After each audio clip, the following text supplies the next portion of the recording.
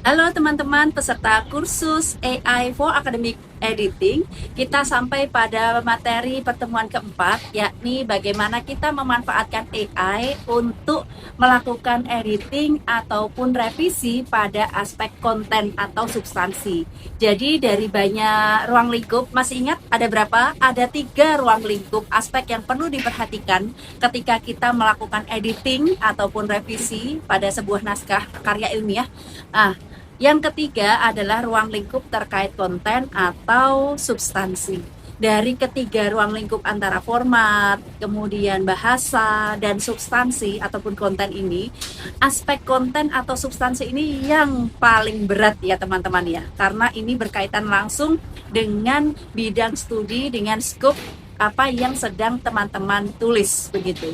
Jadi bagi teman-teman misalnya pada bidang bahasa, maka harus benar-benar menguasai konten. Nah, kita perlu memperhatikan ada beberapa aspek yang harus menjadi poin ya yang kita perhatikan. Misalnya teman-teman pada sebuah naskah karya ilmiah, misalnya skripsi ya. Nah, ini ada namanya logika argumentasi. Jadi naskah ini sebenarnya merupakan wujud dari bagaimana teman-teman melakukan atau menulis argumen-argumen teman-teman dalam sebuah karya ilmiah.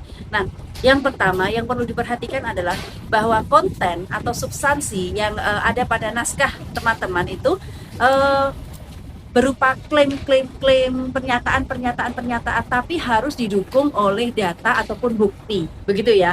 Nah, itu yang pertama. Kemudian yang kedua, tidak ada kontradiksi. Jadi misalnya di bab 1 ini teman-teman menyampaikan bahwa teknologi itu menghambat, misalnya ya, mengganggu motivasi belajar, terus memecah konsentrasi siswa. Nah, kemudian di bab 4 teman-teman menyampaikan bahwa ternyata teknologi itu membantu. Nah, ini hal-hal yang kontradiktif ini tidak boleh ada.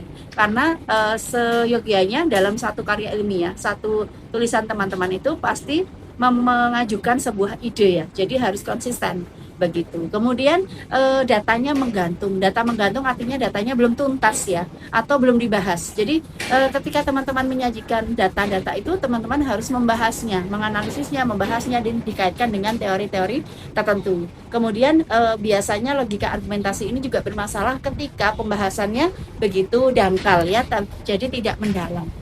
Nah, poin-poin itu perlu diperhatikan agar logika argumentasinya itu bagus dalam naskah teman-teman. Ketika kita menggunakan AI, bagaimana Bu? Berarti ya harus menuliskan itu, harus memberikan prompt atau perintah tentang hal-hal tadi, poin-poinnya. Jadi AI ini sebagai asisten hanya sebagai alat bantu untuk membantu teman-teman itu memberikan inspirasi. Oh, ini gimana datanya? Oh, gimana cara sudut pandang membahasnya seperti apa, bla bla bla itu ya. Nah, itu contoh-contoh untuk memancing AI, membantu untuk melakukan revisi.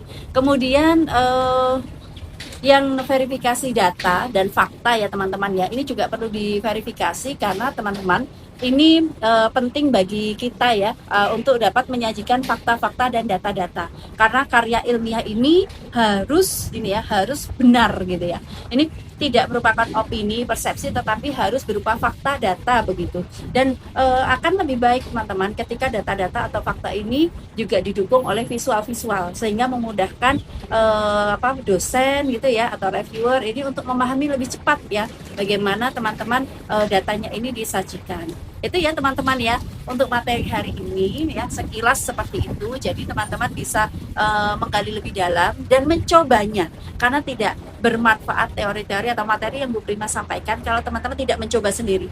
Silakan dikeluarkan ya, dipilih salah satu artikel atau mungkin bab dari skripsi yang sudah ajukan, dibimbing oleh dosennya dan dicantumkan catatan-catatannya, poin apa yang perlu diperbaiki. Nah, ingat masalah konten itu merupakan masalah bidang ilmu.